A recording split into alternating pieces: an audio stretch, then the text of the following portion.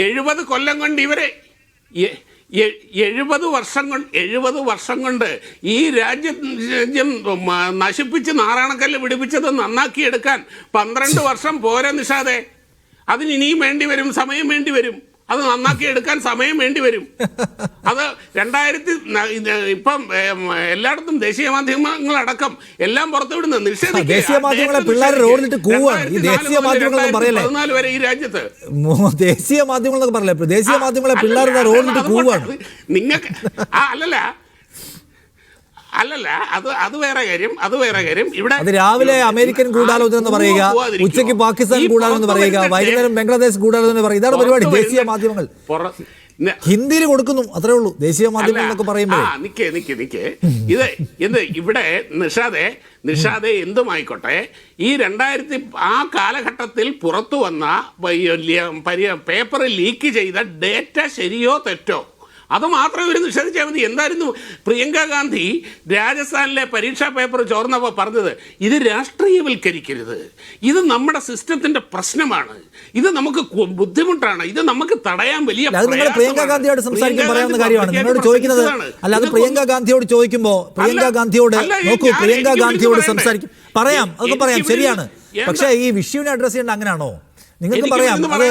ഈ ചർച്ചയിൽ കോൺഗ്രസിന്റെ സ്റ്റേം രോഹിത്തുണ്ട്, നിങ്ങൾ തമ്മിൽ തർക്കിക്കുമ്പോൾ നിങ്ങൾക്ക് പറയാം.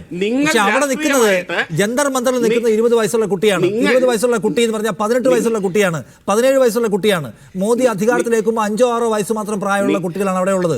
അവർക്ക് നിങ്ങൾ പഴയ കോൺഗ്രസിന്റെ കഥ എന്തിനാ പറഞ്ഞു കൊടുക്കുന്നത്? അവർക്കറിയാവുന്നത് ഈ റൂളറേയും ഈ റൂൾ കാലഘട്ടവുമാണ്. ആ കാലഘട്ടത്തിലെ പിഴവിനെ കുറിച്ച് അവർ ചോദിക്കുമ്പോൾ നിങ്ങൾക്കറിയാമോ കുട്ടികളെ, നിങ്ങൾ ജനിക്കുന്നതിന് മുൻപ് ഒരു ഇന്ദിരാഗാന്ധി ഉണ്ടായിരുന്നു, അതൊക്കെ എന്തിനാ പറയുന്നത്?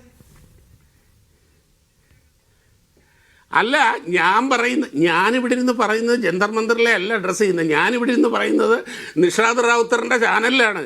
അപ്പം ചോദിക്കുന്ന ചോദ്യങ്ങൾക്ക് ഇവിടെയാണ് ജന്തർ മന്ദിർ ഞാൻ പോയിട്ടില്ല. ജന്തർ മന്ദിറിലെ കുട്ടികളോട് സംസാരിക്കാൻ അവസരം വരികയാണെങ്കിൽ ഞാൻ ആ രീതിയിൽ സംസാരിക്കുന്ന കാര്യത്തിനെ പറ്റി ആലോചിച്ചോളാം.